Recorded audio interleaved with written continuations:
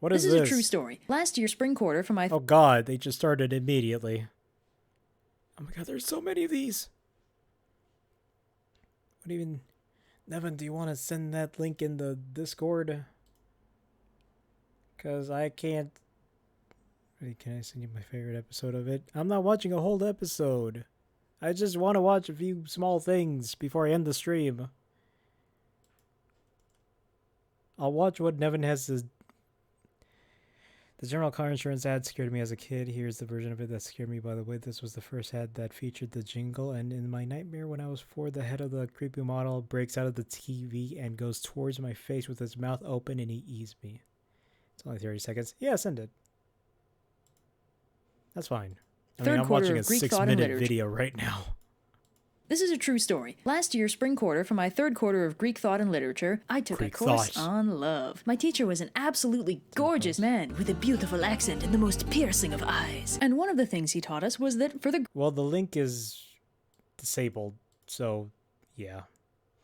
Greeks, love had many different meanings. There was agape, the unconditional love of one's fellow humans, philia, platonic love of one's friends, storge, love of family, and eros. Now, of these four, eros is definitely the most well-known. It's the deep, passionate love one feels for a romantic and/or sexual partner. And, not so coincidentally, it's also the name of the Greek god of love. Eros, as far as gods go, has been through many, many incarnations. There's the aspect of Eros that's an ancient primordial deity older than the gods themselves. And in that incarnation, Eros is characterized as a being even more powerful than Zeus, in part because he could jerk the guy around like a puppet. See every myth where Zeus couldn't keep it in his pants, also known as every myth. There's the aspect of Eros that's the child of Aphrodite, representing love as a consequence of beauty. And then there's Cupid. We don't like to talk about him. Now, typically, those first two representations exist concurrently in the same character. Eros will simultaneously be Aphrodite's son and a powerful and ancient force that even the gods fear. I say typically, but really there's only one data point to draw from. There's one major legend about Eros, and that is the myth of Eros and Psyche. So, Psyche is a princess, but not just any princess, a beautiful princess. Plot twist? But she's not just any beautiful princess, she's a lonely beautiful princess. Plot Impossible. Twist? But she's not just any lonely beautiful princess. She's a lonely beautiful princess even more beautiful than Aphrodite. Oh, that ain't good. In fact, since Psyche is so incredibly beautiful, people have started worshipping her instead of Aphrodite. Yes. My god, it's just like high school. Now, those of us familiar with Aphrodite through the Golden Apple, the Iliad, or just Greek mythology in general, know that she doesn't really handle people being prettier than her very well. But Aphrodite has just the plan to take Psyche down. She'll make her fall in love with a hideous monster.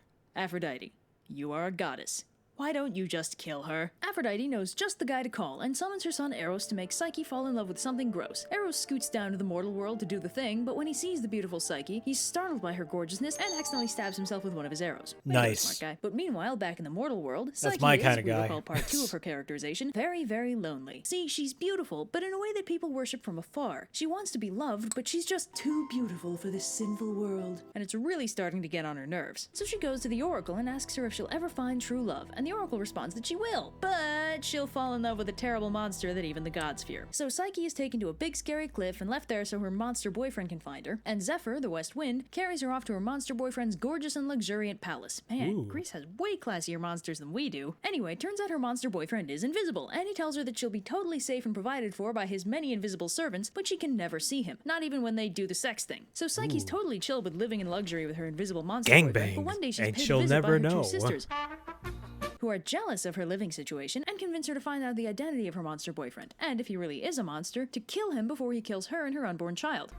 What the fuck? So that night, Psyche sneaks into her monster boyfriend's room with a lantern to see him and a dagger to maybe murder him with. But as soon as the light touches him, she sees that her invisible monster boyfriend is actually a very visible, super hot boyfriend, none other than Eros himself. Surprised by his gorgeousness, Psyche, say it with me now, accidentally stabs herself with one of Eros's arrows. Damn, that's hard to say. And is now double in love with him. But the lamp boy also thinks Eros is super cute and a little bit tries to get closer to Senpai and ends up splashing on him. That's not hyperbole, the book actually says that. Not the senpai part, but you know. So Eros wakes up because ow, and flies off because betrayal, leaving Psyche alone and regretting her life choices. Eros flies back to Aphrodite to nurse his minor burn and feel sorry for himself, and Aphrodite, now like twice as mad at Psyche, scoots over to her and tells her that if she wants her boyfriend back, she needs to accomplish 4 tasks for her. Imagine your So Psyche mother's agrees, and law after Aphrodite slaps her around for a minute to make telling herself you feel have to better, do she 4 gives Psyche her tests. first task. She throws a mixed assortment of grains on the ground and tells Psyche she has 1 day to sort them all by type. This is obviously some BS, One but day? Psyche is basically an archetypal Disney princess, so while she's sitting there pondering the BS-itude of her current situation, a nearby nest of ants take pity on her and sort the grains for her. So obviously Aphrodite's pissed that Psyche managed to do the thing, so she makes the next task even more problematic and tells her to go get some golden fleece from the sun sheep that live across the river. While Psyche's busily trying to drown herself, a local spirit tells her that the sheep will kill her if she's not careful, so rather than try and rip a chunk of their fleece off, she should just gather fleece that got caught on the nearby thorn bushes. So she does, and Aphrodite gets even more pissed. So she tells Psyche to take this goblet and go get some water from the river Styx, which is a problem because there's a cliff face and several dragons in the way. But this time, Zeus himself helps her out and sends down an eagle to beat up the dragons and bring her the water. So last but not least, What the Aphrodite fuck? gives up on the subtlety and literally orders Psyche to go to hell. Specifically, to bring a fancy box to the underworld, take a little bit of Persephone's beauty, and put it in the box, and then bring it back and give it to Aphrodite. By the way, at this point Eros is all better and has long since forgiven Psyche for the whole betrayal of trust thing, but Aphrodite is having none of that and keeps him confined to her palace while she tries to do the vengeance thing. So again, with help from various household objects and noted landmarks, Psyche makes her way to the underworld and gives the box to Persephone, who does something to it and then gives it back. So Psyche leaves the underworld with the box, but then it occurs to her that if the box has pure beauty in it, and she's about to go see her boyfriend again, she might as well use the magic beauty box to freshen up a little. Unfortunately, as soon as she opens the box, it turns out the only thing in it was murder. So Psyche low-key dies, but Eros escapes Aphrodite's palace while his mom is distracted and flies to Psyche, casually fixes the whole dead thing, and flies up to Olympus with Psyche to be properly married. How Zeus powerful is is cool with it, he? tells Aphrodite to back off, and gives Psyche some ambrosia, which makes her into an immortal goddess. She and Eros are married as equals, and when their kid is eventually born, they name her Hedone, which roughly translates to joy. 10 minutes ago I saw you. I looked I know up he's a when god, you but came through alright, the door. fine. My head started reeling, you gave me the feeling the room had no ceiling or floor. 10 minutes ago I met What the you, fuck is this? and we Greek murdered legend. our how do you do's.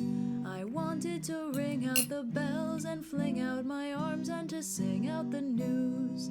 I have found her, she's an angel Death is with super the dust of the stars in non-permanent to her the Greeks. eyes. We are Yeah, dancing, it's sort of we are like fucking, you know, flying, and she's taking me back to the skies. Dragon Ball. In the arms of my love I'm flying over mountain and Nevin, what meadow happened? and Where's the glen. link? And I like it so well that for all I can tell I may You got something never that's come 30 seconds down long? again. I may never come down to earth Send it. again. Nevin, what happened?